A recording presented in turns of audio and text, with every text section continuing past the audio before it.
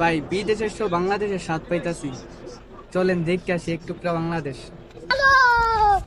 Hello everyone, আসসালামু আলাইকুম। তো সবাই কেমন আছেন? আমি আলহামদুলিল্লাহ অনেক অনেক ভালো আছি।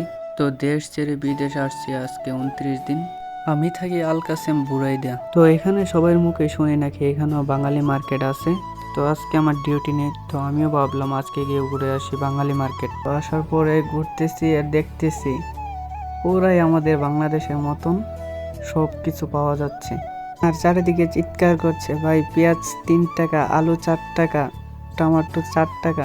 আর আমি সবাইকে হেসে হেসে উত্তর দিচ্ছি, ভাই আমি নেব না, কারণ আমি রান্না করতে জানি না, হোটেলে খাই। আর ভাই আমি আসলে অবাক, বিদেশে সব বাংলাদেশের মতন যাবতীয় সবকিছু বাংলাদেশের পণ্য পাওয়া যাচ্ছে। আর ভাই অবাক হবারই কথা, বাংলাদেশে যত পণ্য আছে এখানে কম বেশি সবই পাওয়া যায়। আর এইসব দেখে আমি ভুলেই গেছি যে আমি বিদেশ আছি। আর যাওয়ার পথে দেখি এক মামা জালমুড়ি বিক্রি করছে। তারপর আমি বানান একটা জালমুড়ি, একটা জালমুড়ি দিন। তো জালমুড়ি দিল। জালমুড়ি খাওয়া শেষে বললাম, মামা বিল কত? পরে মামা বলল 2 টাকা। তারপরে জ্ঞান আসলো যে আমি বিদেশ আছি।